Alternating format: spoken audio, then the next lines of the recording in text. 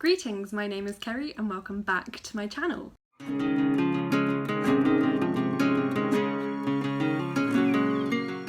Today I'm bringing you the next in my Faves series. So today I'm going to be talking about some of my favourite adaptations of classic literature. This was inspired by recent concern about some adaptations of books that I enjoy, that I have seen, that made me question, why do people adapt books when they can't do it well? And out of this existential crisis, I remembered that there are some adaptations of classic literature that I'm going to be focusing on today that have been brilliant. There are other adaptations of books that I also love that I might do another video of, maybe more contemporary literature another time, but for today I thought I'd just stick to the classics. Yeah, so this was inspired because there's recently been on TV an adaptation of Sanditon, which is Jane Austen's unfinished work, and I've watched a couple of episodes and I'm really unsure about some of the choices they've made. Obviously the book is unfinished, so they've been able to have freedom with how they wanted to end the story, but some of the production choices have been slightly curious as far as I'm concerned. Particularly there was one scene with the decor in this one room and I was just like, seriously, don't believe that Georgians would have had that on their wall. But yeah, I didn't live at the time, so you know, who knows. So anyway, so I thought today I'd celebrate some brilliant examples of adaptations of classic literature. I have 5 for you, but before that I'm going to give an honourable mention. I was going to include it in the list, but then I remembered another one that I wanted to feature. So this is an honourable mention because it's not a direct adaptation of a particular book. It's a TV series inspired by the work of Dickens, and it's sort of essentially prequel to Dickens novels, but it was just done brilliantly. It's called Dickensian and it interweaves a lot of different Dickens characters before the works that Dickens wrote. So for example, there's the story of how Jacob Marlowe was killed, who was Ebenezer Scrooge's business partner. And there's the story of how Miss Havisham ended up being left at the altar, and there's the story of how Lady Dedlock became Lady Dedlock from Bleak House. And there's a few other things as well, but they're all woven in together really beautifully and really cleverly. And I just remember watching it on TV and loving it, and I really hoped they were going to make more, but it wasn't renewed for a second season, so that was really disappointing. But it's now on Netflix, I believe, or at least it's on UK Netflix, so I'm looking forward to watching it again soon. So that is my honourable mention. Now on to the actual adaptations, and the first one, I don't actually have the book because I've got it in a multiple edition, but I have the DVD, and the first adaptation I'm going to talk about is a book to movie adaptation, and it is one of my favourite, it's probably my favourite, all-time favourite Christmas film, and that is The Muppet Christmas Carol, which is just genius, really. The way that they could be so true to the original story when the main characters include frogs and pigs and bears, and the great gonzo is Charles Dickens.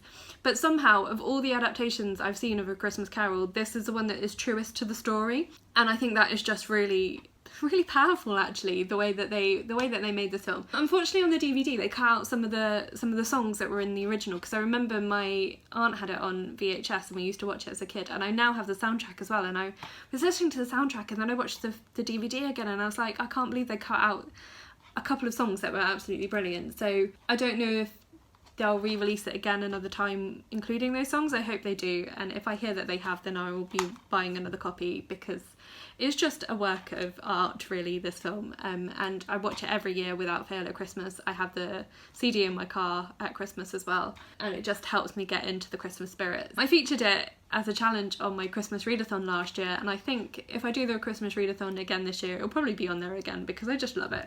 Yeah, so that's the first one I wanted to talk about. The next I'm going to talk about is maybe slightly less true to the original. It's an adaptation into a modern setting of a classic novel, and I think it stays true to the heart of the novel, even though it changes a lot of the situations and adapts some of the characters to fit a modern setting, and that is the wonderful adaptation of Pride and Prejudice by Jane Austen, which is the Lizzie Bennet Diaries, which is a YouTube series you may or may not have seen. I think I'll actually probably link the first video in the description box below, so you can go and check it out if you haven't seen it, because it is absolute genius. The basic premise is Lizzie Bennet is a grad student doing sort of a media degree, and so she has a project to make a video diary, and she starts talking about her family relationships and her friends and the new family that's moved into town who are really rich, and her mum wants one of them to end up with the guy from the family. And so it is a retelling of Pride and Prejudice, but in this modern setting, and it's absolutely brilliant. It's genius. I watch it every couple of years, and I just really love it. It's so cleverly done, particularly the way they handle the Lydia scandal. It's just very fresh and very realistic for the modern setting, whereas eloping these days is less frowned upon than it was in Jane Austen's time. The scandal that they picked works really, really well. But what I also love about it is that Jane and Lydia in the Lizzie Bennet Diaries are much more rounded characters. Lydia particularly feels like a character in her own right, whereas as much as I love this book, Lydia feels like a plot device in it. The annoying little sister that works to bring the two protagonists together by her crazy actions. So yeah, so if you haven't seen the Lizzie Bennet Diaries, I really highly recommend it.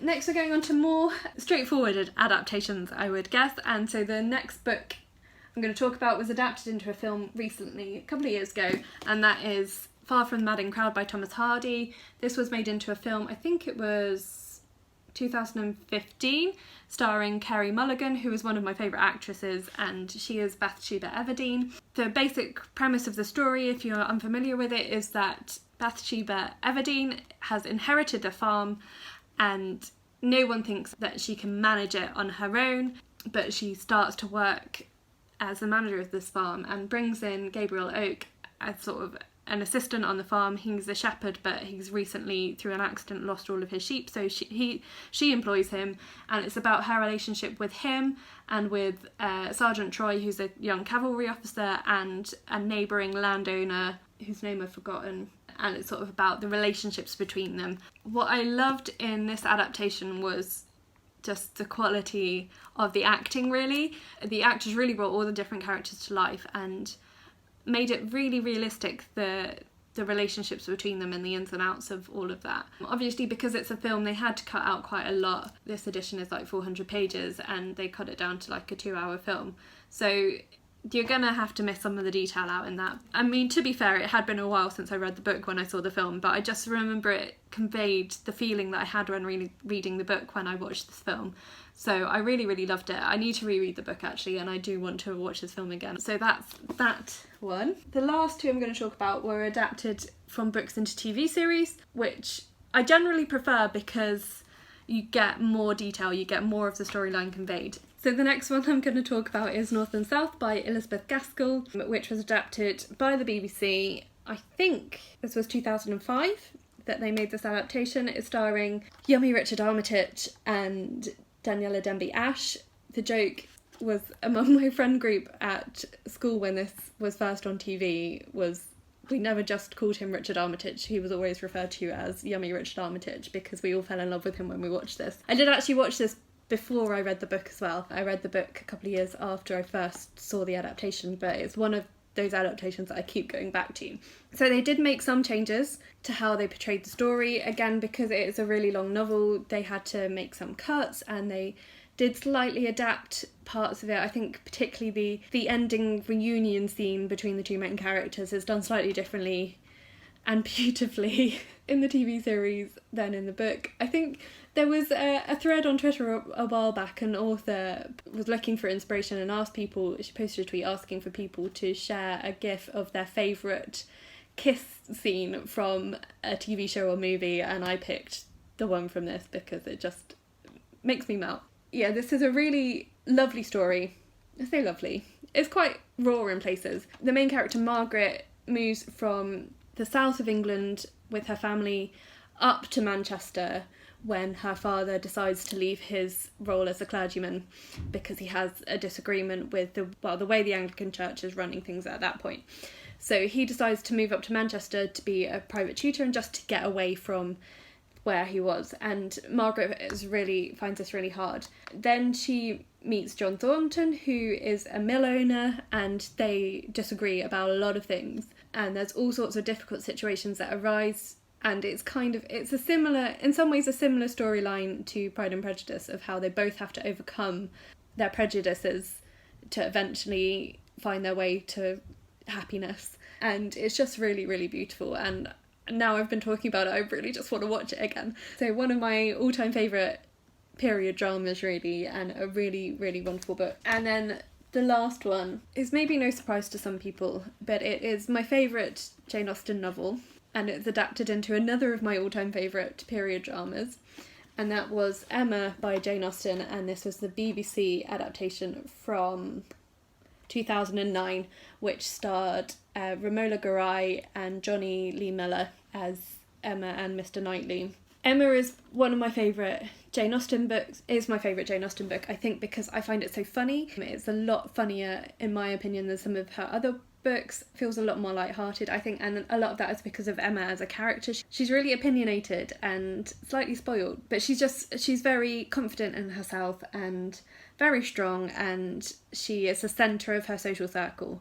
And she makes some mistakes along the way. So the story starts with she matchmakes her governess with a local widower, and after they've got married she decides that she really enjoys this matchmaking lark, so she tries to look for her next project, and she takes under her wing a young lady called Harriet Smith, who's of dubious parentage, and tries to find an appropriate husband for her, and things start to unravel, and Emma really grows as a character throughout the whole novel, and that's one of the things I love about this book. The other thing I love about this book is Mr. Knightley, who is essentially my dream man. I don't understand why people are so obsessed with Mr. Darcy as like the ultimate gentleman. Well, I think Mr. Knightley is so much better. The way he makes Emma into a better person, and she him as well, actually, they encourage and they build each other up. And I mean, sometimes he tells her off and she takes it, and the way their relationship works out